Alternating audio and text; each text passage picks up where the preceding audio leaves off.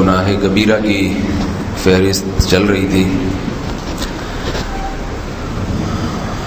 قرآن مجید میں ہے ان اللہ لا یستحی من الحق، کہ اللہ تعالیٰ حق بات بیان کرنے سے حیا نہیں کرتے.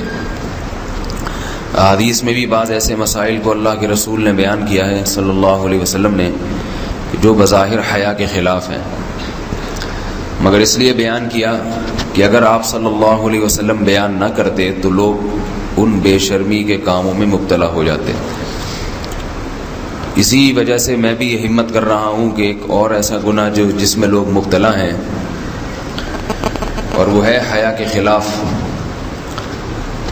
مگر ہے بہرحال شریعت کا مسئلہ اور لوگ اس میں گناہ میں مبتلا بھی ہیں، اس لیے بتانا ضروری ہے. وہ یہ ہے کہ لوگ شادی کے بعد بھی، آج کی نوجوان نسل زوجہ سے، بیوی سے غیر فطری طریقے سے ہم بستری کرتے ہیں. انٹرنیٹ پہ بیہودہ فلمیں دیکھتے ہیں، تو جو چیز انگریزوں کی دیکھ رہے ہیں کہ ان کے کلچر آہستہ آہستہ میڈیا کے ذریعے ہمارے معاشرے میں بھی آ رہا ہے. اللہ کے رسول صلی اللہ علیہ وسلم نے لعنت فرمائی ہے، ایک روایت میں ہے کہ اللہ اس کی طرف دیکھے گا نہیں کہ جو اپنی زوجہ سے پچھلے راستے سے ہم بستری کرے گا.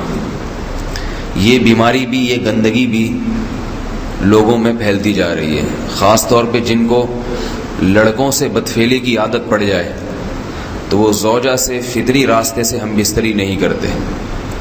اللہ نے فرمایا کہ نساؤکم حرث لکم، یہ تمہاری زوجات ہیں، بیویاں ہیں، یہ نسل بڑھانے کے لیے ہیں. تو اسی راستے میں انسان اپنی خواہش کو پوری کر سکتا ہے جس راستے سے نسل بڑھتی ہے. اس کے علاوہ کسی اور راستے سے اپنی خواہش کو پورا کرنا یہ حرام ہے، گناہ کبیرہ ہے، گندگی ہے.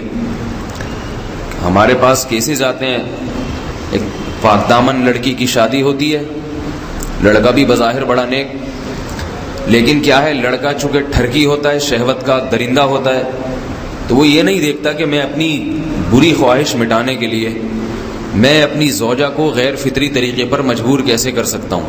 تو مجبور کرتا ہے پھر اپنی بیوی کو. اس میں جو عورتیں زیادہ پاک دامن نہیں ہوں، نیک نہ ہوں، یا ان کو یہ ڈر ہو کہ طلاق ہو گئی تو ہم کہاں جائیں گے، وہ پھر اپنے شوہر کے ساتھ اسی غیر فطری طریقے پر آمادہ ہو جاتی ہیں. اور اس کا عذاب اور اس کا وبال یہ ہوتا ہے کہ کچھ دنوں میں ان کو بھی اسی کی لت پڑ جاتی ہے. انسان جب بھی کوئی غیر فطری راستہ اختیار کرتا ہے، آخرت کا عذاب تو بعد میں، دنیا کا عذاب یہ آتا ہے کہ پھر اس کو لذت فطرت میں آتی نہیں ہے. پھر جو راستہ اللہ نے رکھے اس میں اس کو لذت نہیں آئے گی، پھر وہ گندگی میں ہی گھسنے کی کوشش کرے گا. اس کی بھی فطرت خراب ہو جاتی ہے، اور جس کے ساتھ یہ بدفعلی کی جائے اس کی بھی فطرت خراب ہو جاتی ہے، وہ بھی پھر کسی کے قابل نہیں رہتے. تو اپنے جان پر رحم کرنا چاہیے. ہم انسان ہیں، ہم درندے نہیں ہیں، ہم گھوڑے نہیں ہیں، ہم گدھے نہیں ہیں، ہم جانور نہیں ہیں، ہم انگریز نہیں ہیں. انگریز نے تو حیا اور شرم کی تمام حدود کو توڑ دیا ہے، وہ تو درندے بن چکے ہیں. ہم تو درندے نہیں ہیں، ہم تو حلال کھاتے ہیں، پاک صاف رہنے کی کوشش کرتے ہیں. تو ہم ان کی جو کلچر دیکھ دیکھ کے ہم ویسے درندے بننے کی کوشش کیوں کریں. تو یہ بہت بڑا وبال ہے، بہت بڑی برائی ہے جو ہمارے معاشرے میں آہستہ آہستہ جڑ پکڑتی جا رہی ہے، اور اس سے بیماریاں بھی پھیلتی ہیں. غیر فطری طریقہ ہے، بیماریاں بھی پھیلتی ہیں. ایسے کیسز آتے ہیں کہ جناب وہ مرد مجبور کر رہا ہے بیوی کو، اور وہ بیوی جو ہے ساتھ نہیں دیتی تو پھر اس کو طلاق کی دھمکیاں دیتے ہیں. ایسے کیسز بھی آتے ہیں.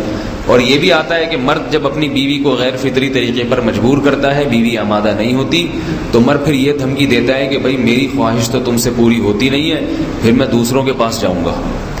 تو یاد رکھیں، جس عورت کا شوہر یہ دھمکی دے اس کو کہ میں زنا کروں گا اگر تم نے میری خواہش پوری نہیں کی غیر فطری طریقے سے، تو عورت اپنے شوہر سے کہہ دے کہ جاؤ تم کہیں اور جا کے منہ کالا کرو، تمہاری فطرت میں گندگی ہے تو یہ مجھے گندا بنانے کی کوشش نہ کرو. اس کو زنا کرنے دیں، وہ اللہ آخرت میں اس سے بھگتے گا. ہر بیماری کا اللہ نے علاج رکھا ہے. اللہ کے رسول صلی اللہ علیہ وسلم نے فرمایا، صحیح بخاری کی حدیث، ما انزل اللہ من داء الا انزل له دواء، کوئی بیماری ایسی نہیں ہے جو اللہ نے نازل کی ہو اور اس کے لیے دوا نہ رکھی ہو دنیا میں. تو اگر کسی کو ایسی لت پڑ گئی ہے غیر فطری کام کی تو اس کو چاہیے کہ وہ اپنا علاج کرائے، ڈاکٹر سے بھی رابطہ کرے. اور سب سے بڑا علاج یہ کہ کچھ وقت صبر کرے گا، چھوڑ دے گا کچھ عرصے کے لیے، تو خود بخود آہستہ آہستہ صحیح ہو جائے گا. ایک آدمی شراب کا عادی ہے، ایک علاج تو یہ کہ ڈاکٹروں سے رابطہ کرے، اور بہترین علاج کیا؟ چھوڑ دے۔ کتنے دن تڑپے گا؟ 1 دن 2 دن 3 دن 4 دن 1 ہفتہ 2 ہفتہ، بہت زیادہ سال ہو جائے گا نا، اس کے بعد خود بہت ٹھیک ہو جائے گا۔